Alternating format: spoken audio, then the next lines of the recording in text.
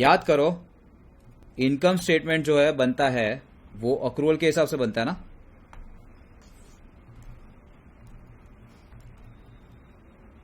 There are two ways of doing the accounting. One is cash accounting and another is accrual accounting. Cash accounting क्या बोलता है, अगर पैसा आया तो इनकम और पैसा दिया तो खर्चा। accrual accounting बोलता है नहीं नहीं नहीं नहीं, you will recognize revenue only blue color only when you earn it, or when will you earn the revenue, when you have delivered the goods and services. Okay, and you will recognize your expenditure only when you have incurred it. When will you incur it?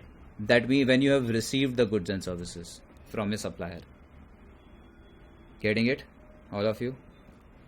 इसके वजह से because of accrual accounting देखो अभी क्या क्या होता है, repercussions. So let's talk about accrual accounting and what it leads to. I'm talking about situation number 1. Engineers, please focus over here. थोड़ा बहुत accounting यहाँ पे होगा. Situation number 1, where goods are delivered पहले and then you receive cash later at some later point in time. तो day 1 पे जिस दिन तुमने गुड्स को डिलीवर किया है, एक सेकेंड,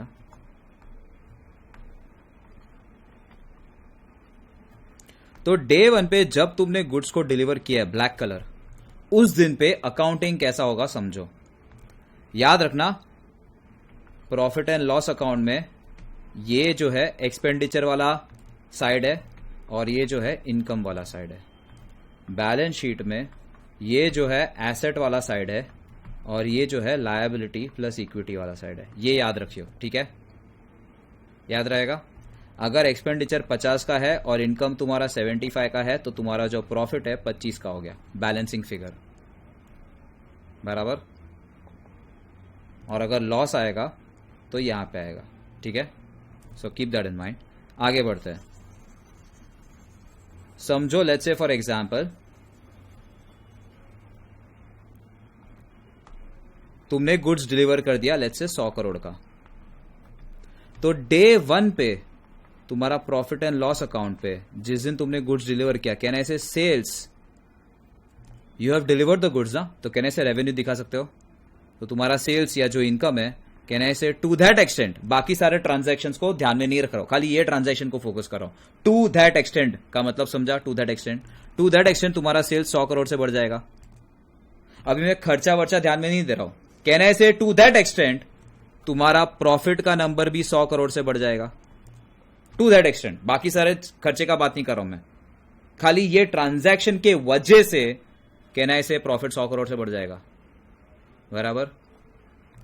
और ये जो तुम्हारा बैलेंस शीट है, याद करो जो मैं तुम लोगों को कल समझा रहा था, ये जो प्रॉफिट है कहना ऐसे रिटेन्ड अर्निंग्स अक्यूमुलेटेड प्रॉफिट में जुड़ जाएगा. तुम्हारा जो इक्विटी है, टोटल इक्विटी, कहना ऐसे वो भी इस ट्रांजैक्शन के वजह से 100 करोड़ से बढ़ जाएगा. इतना समझा मैंने जो बोला हो. बैलेंस शीट टैली हुआ नहीं है, जो अपना ऑब्सेशन है वो बाद में करूंगा, पर इतना समझा. इंजीनियर्स, रोहित, आशीष, अंश.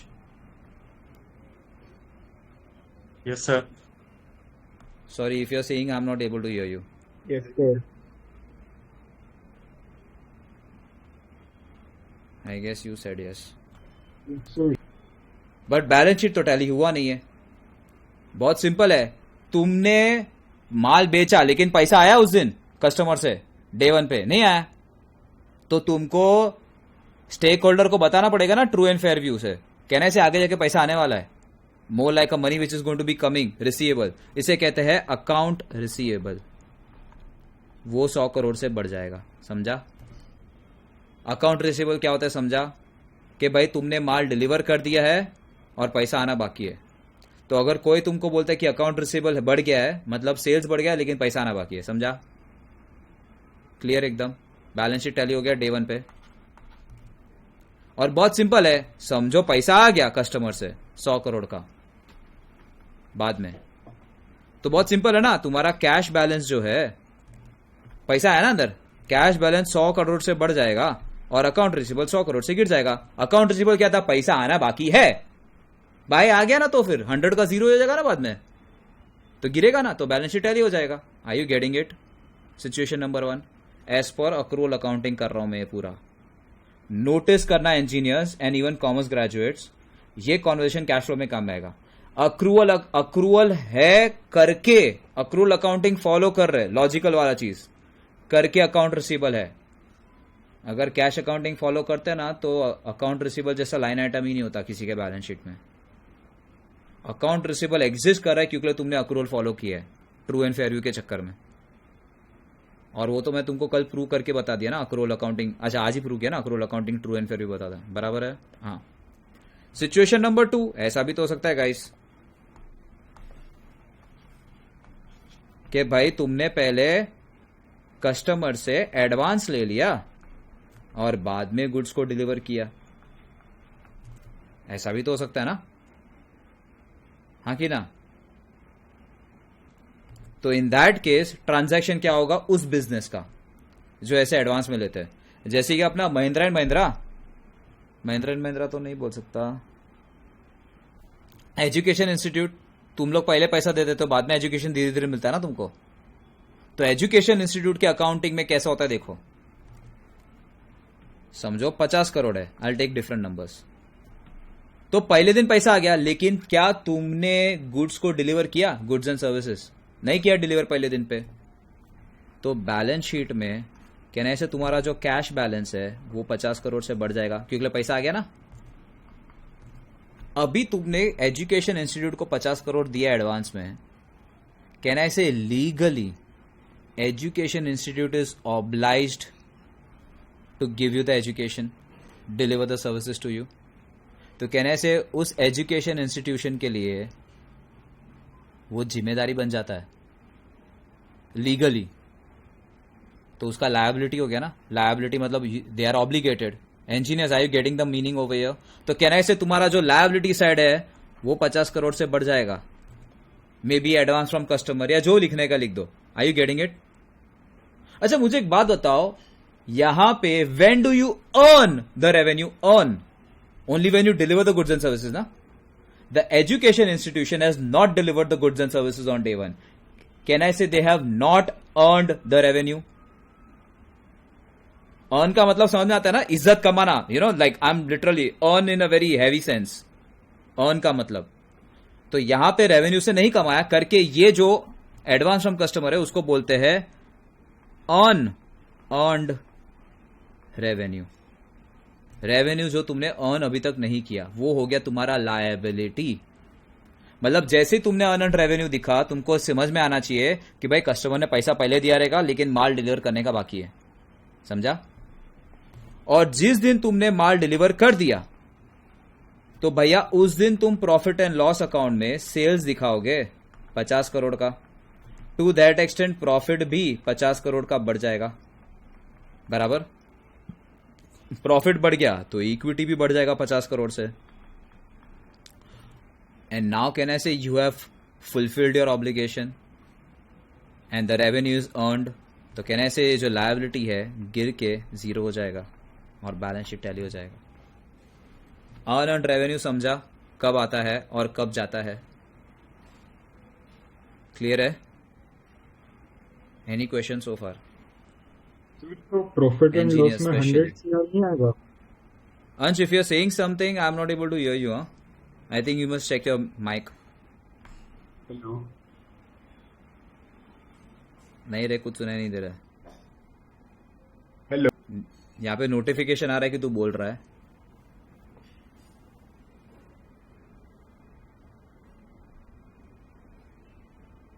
वो आवाज आ रही है? यार टाइप ही कर दे। सिचुएशन नंबर 3,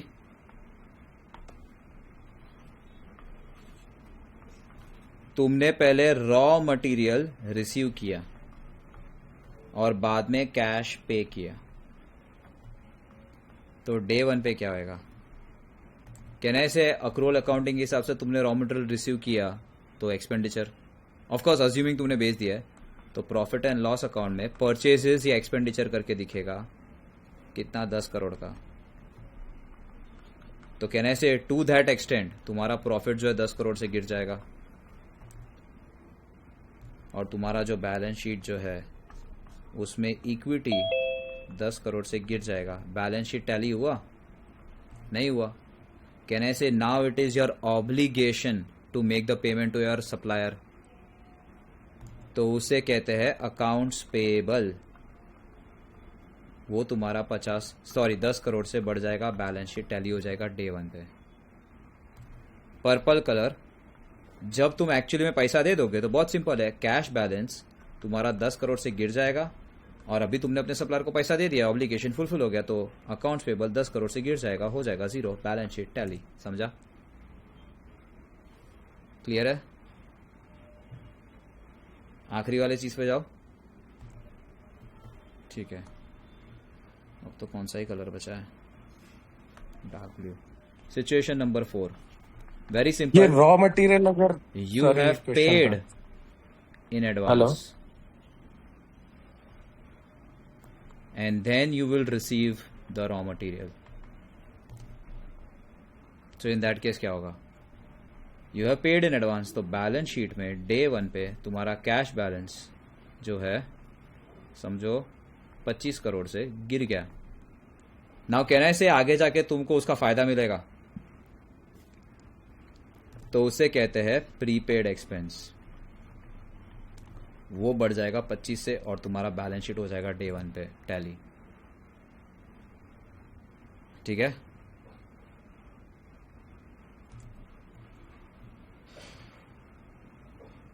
हाँ सॉरी, हाँ we were talking about this navy blue colour, dark blue colour, whatever it is situation.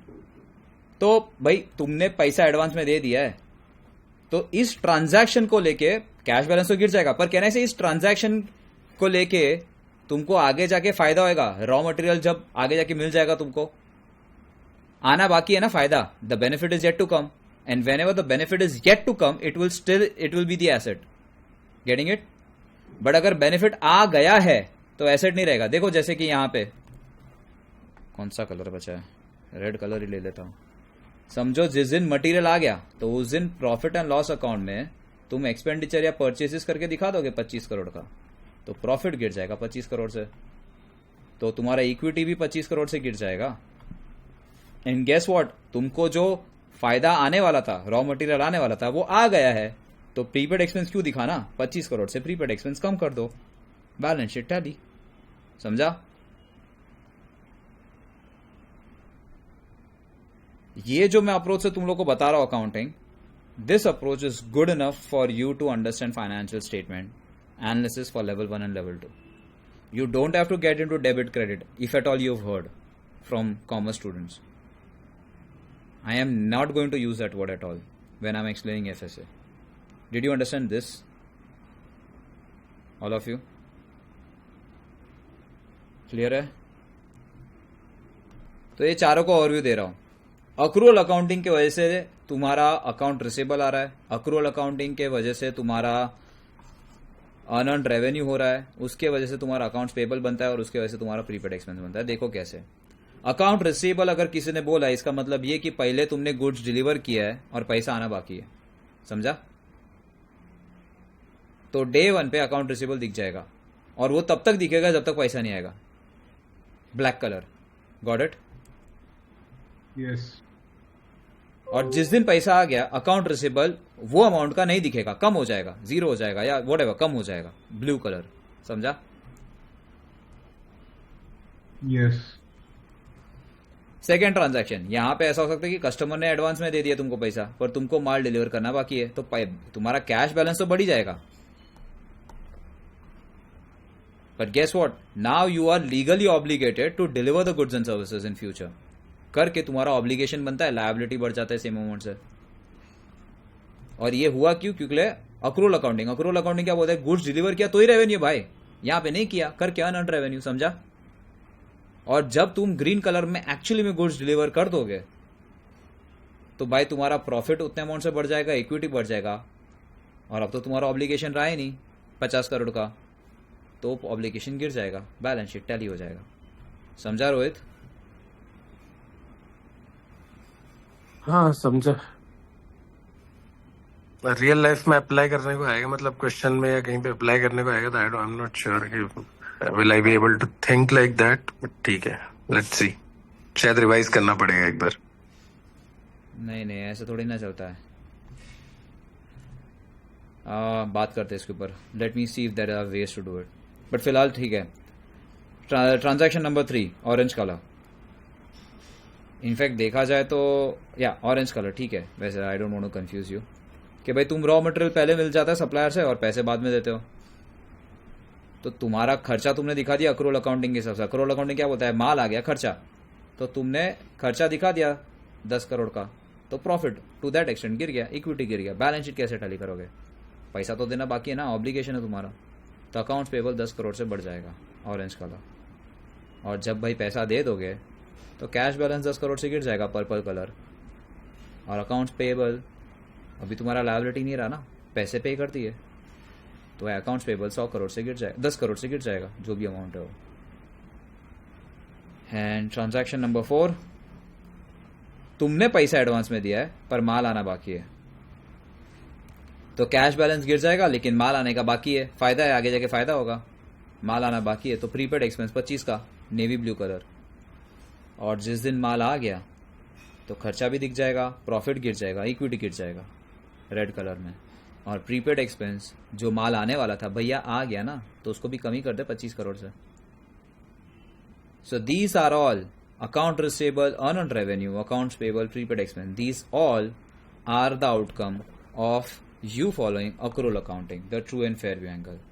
So accrued revenue, example account receivable जो बोला मैंने, earned revenue, accrued expense, example accounts payable वाला, and prepaid expense. ये सारे broadly इस तरह के transactions होंगे when it comes to income and expenditures. Getting it? सबका accounting pretty much यही होगा। Clear है? So when the sales is done on credit, accrued revenue is nothing but accounts receivable. When purchases is done on credit, accrued expense is nothing but accounts payable. Clear है? कभी कभी रोहित तुम advance में rent भी दे दो ना, या फिर मैगजीन या किसी का सब्सक्रिप्शन लेते हो, न्यूज़पेपर का सब्सक्रिप्शन, तो तुमने पैसा एडवांस में दे दिया बिजनेस स्टैंडर्ड को, तो बिजनेस स्टैंडर्ड के लिए थोड़ी ना रेवेन्यू हो गया। बिजनेस स्टैंडर्ड के लिए रेवेन्यू कब होगा? जब वो तुमको आखिरी न्यूज़पेपर साल का डिलीवर करेगा, बराबर? बराबर है। तब तक अनअर्न्ड रेवेन्यू या मनी कंट्रोल का या फाइनेंशियल। नहीं, वो मेरे को समझा, हाँ। वो कॉन्सेप्ट मुझे समझ में आया। मैं बोल रहा हूँ बैलेंस शीट में उसको कहाँ दिखाना है, वो चीज अभी वो लायबिलिटी, ऑब्लिगेशन है तो लायबिलिटी साइड पे दिखेगा। If a transaction is leading to future obligation then it is liability. If a transaction is leading to future benefit then it is asset. Okay. जैसे कि मोस्ट ऑफ द बिजनेस में ये होता है कि पहले माल डिलीवर हो जाता है, तो वो ट्रांजैक्शन के से आगे जाके पैसा आएगा ना, तो अकाउंट रिसीवेबल एसेट। अच्छा तुमको मेरे को एक बात बताओ, इंजीनियर, सेल्स हो या एक्सपेंडिचर हो, उसका इंपैक्ट प्रॉफिट और उसका इंपैक्ट इक्विटी पे क्या आता है वो तो पता चल गया ना। सेल्स हुआ प्रॉफिट बढ़ेगा, इक्विटी बढ़ेगा। एक्सपेंस हुआ प्रॉफिट गिरेगा, इक्विटी गिरेगा, बराबर है? अभी बैलेंस शीट टैली करने का बात हुआ है। तो वो ट्रांजैक्शन को ऐसे अपने आपको खाली एक सवाल पूछो कि आगे जाके फायदा होएगा, अगर कुछ आने वाला है अंदर तो फायदा होगा आगे जाके, और आगे जाके तुमको अगर पैसा देने का रहेगा या गुड्स डिलीवर करने का रहेगा तो एक ऑब्लिगेशन है। ये सोच लो तो तुम्हारे लिए काम आसान हो जाएगा।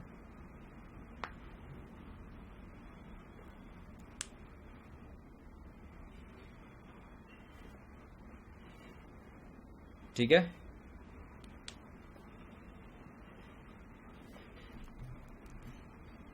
So with this we conclude our discussion on the basic terms, and now we start or get into the details, everything about revenue. अगर कंप्यूटर सॉफ्टवेयर कंपनी है तो रेवेन्यू रिकग्निशन कैसे करता है, अगर वो ट्रैवल एजेंट है तो उसका रेवेन्यू रिकग्निशन कैसे होता है, अभी डिटेल में जाएंगे, बाल की खाल उखाड़ेंगे। ठीक है?